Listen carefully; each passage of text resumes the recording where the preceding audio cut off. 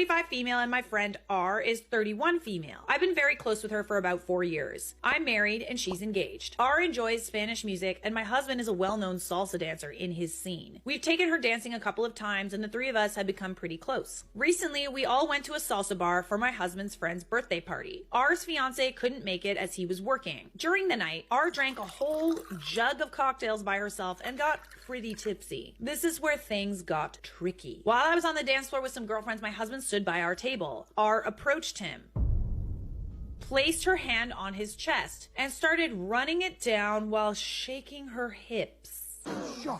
My husband was visibly taken aback and took a small step back. She laughed, then walked away.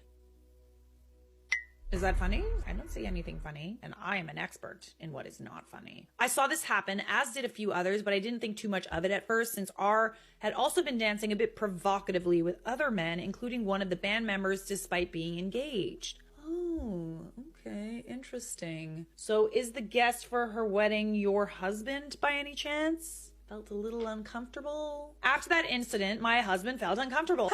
I know, right? And decided to leave the party early. He later told me how uneasy the situation made him, especially because he's known to be a conservative dancer who strictly follows social dance etiquette, meaning no inappropriate touching. We agreed that I should have a conversation with R to address the issue. That'll be an interesting convo. When I reached out to her to meet in person, she kept postponing, so we eventually had a video call. During the conversation, I explained my husband's boundaries and reassured her that we knew that she didn't mean any harm. We laughed it off. She even offered to apologize. I told her it wasn't necessary. We just wanted to set boundaries for future interactions. We ended the call on what I thought was a good note. However, 2 days later, she texted me saying she was hurt that I would think she had other intentions. Well, other intentions is one thing, but like also you can have honorable intentions or no bad intentions, but like if you cross somebody's boundary and they tell you that you crossed a boundary, you have to respect that. She's not like accusing you of anything. It's just like, don't touch my man, you know? Then she dropped a bombshell. She uninvited both me and my husband from her wedding. We were shocked. My husband and I have been there for R and her fiance in many ways, from helping with the proposal to designing her wedding invites for free, and even vouching for her fiance's character in church so they could have a Catholic wedding. I tried calling R to explain, but she ignored me, and her fiance followed suit. Interesting that the fiance's on her side when she was